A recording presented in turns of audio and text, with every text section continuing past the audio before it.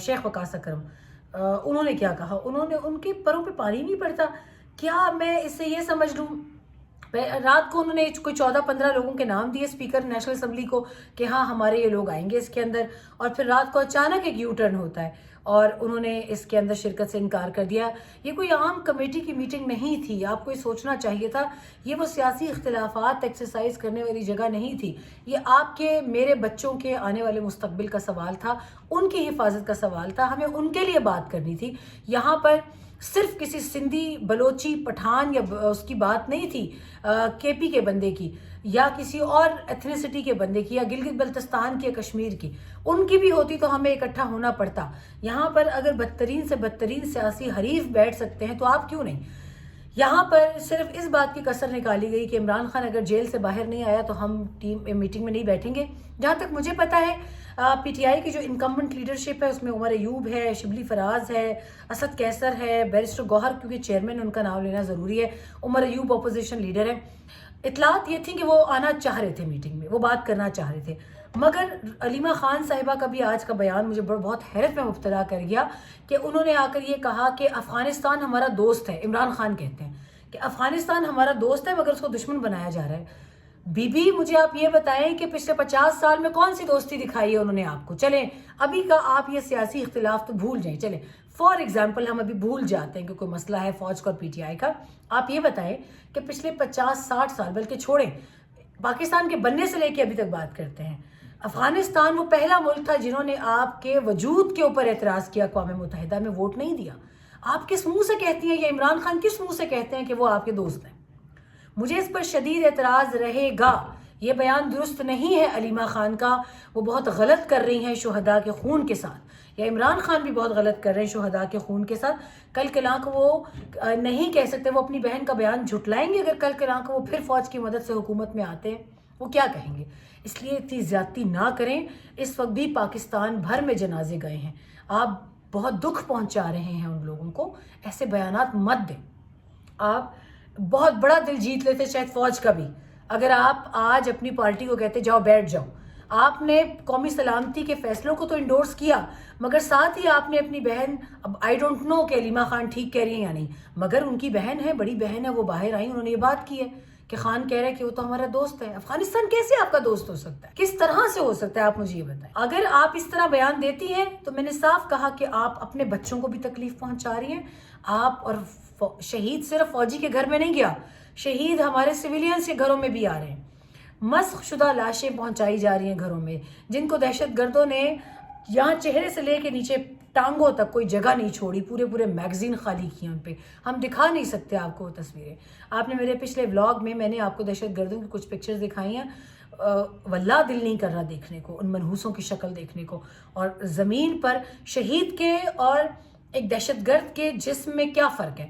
یہ جسم بھی ریٹریو ہوئے جو پہاڑوں سے لائے گئے، ان کے جسموں پر کوئی کیڑا نہیں گیا شہداء کے، مگر ان بدبختوں کے جسموں کو جس طریقے سے نکالا گیا ہے ان کو کیڑے چھوڑ نہیں رہے تھے. اسپرے کیا گیا، کیڑے ہٹائے گئے، کمبلوں میں لاشیں لپیٹی گئی ہیں، پھر کہیں جا کے ان بدبختوں کے، اس قوم کے ناسور کی لاشیں جو ہیں وہ لا کے سیٹلڈ ایریا تک پہنچائی گئی ہیں. I cannot express my feelings right now. بہت دکھ کی بات ہے. اگر علیمہ خان نے صحیح پیغام پہنچایا ہے عمران خان کا تو بہت غلط پیغام پہنچایا ہے، بہت غلط وقت پر پہنچایا ہے. دکھ دیا آپ نے. عمران خان کے وقاص اکرم کا بیان تھا پارلیمنٹ کی سلامتی کمیٹی میں شرکت کے بارے میں شرکت نہیں کر سکتے ہم جب تک بانی چیئرمین سے ملاقات کی اجازت نہیں دی جاتی. اجلاس کا اعلامیہ بھی جاری کریں گے اور علی امین گنڈا پور شرکت کریں گے، لیکن وہ صوبے کے وزیر اعلیٰ کے طور پر کریں گے اور صوبے کے امن و امان سے جڑے معاملات اٹھائیں گے. تو یہ تو بات مجھے نہیں لگتا کہ پھر آپ نے پاکستانی ہونے کی بات کی ہے. لیکن جہاں تک میری اطلاعات ہیں شیخ وقاص اکرم سمیت ان کی سیاسی کمیٹی کے لوگ شرکت کرنا چاہ رہے تھے. یہاں پر بہت اہمیت کی حامل ایک بات اور بھی آپ کو بتاتے چلیں کہ بلوچستان کے اس واقعے نے بہت سے لوگوں کی آنکھیں کھول دی ہیں. میں یوٹیوب پر بہت مشکور بھی ہوں ان لوگوں کی جنہوں نے یہ ویڈیو دیکھی ہے، جنہوں نے پاکستان کے ساتھ اظہار یکجہتی کی ہے. ان میں سے بہت سے لوگ ایسے میں جن کو جانتی ہوں کہ وہ ذاتی طور پہ پاکستان تحریک انصاف کے ووٹرز ہیں، سپورٹرز ہیں.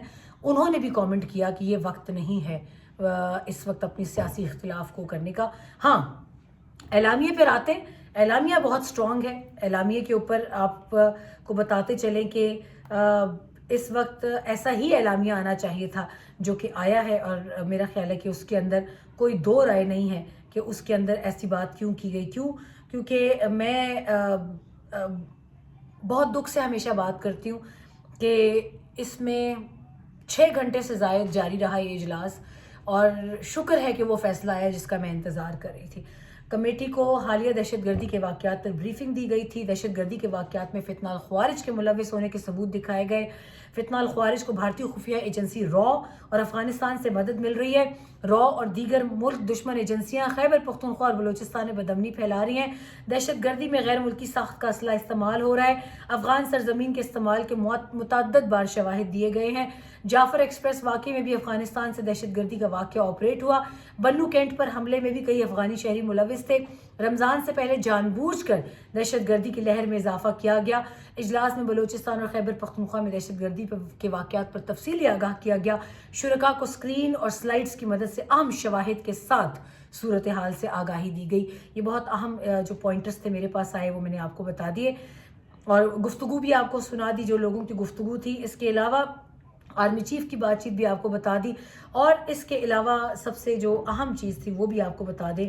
آپ یہ اسکرین شاٹس بھی دیکھ رہے ہوں گے جو اعلامیہ آیا, اردو میں ہے, آپ دیکھ سکتے ہیں. اس اعلامیے کی مدد سے آپ پڑھ بھی سکتے ہیں کہ وہاں پر ڈیٹیل میں کیا بات ہوئی. اس کے بعد وزیر اعظم بھی اپیئر ہوئے افطاری کے بعد, انہوں نے بھی بات چیت کی. مگر ایک مرتبہ پھر وہی بات ہے کہ جب تک ملک کے لوگ اکٹھے نہیں ہوں گے اس حوالے سے ہم کوئی بات چیت نہیں کر سکتے. یہاں پر اعلامیے میں جس بات پر زور دیا گیا وہ یہ کہ دہشت گردی کے واقعات کو نمٹنے میں فورسز کی پیشہ ورانہ مہارت سے کوئی انکار نہیں کر سکتا.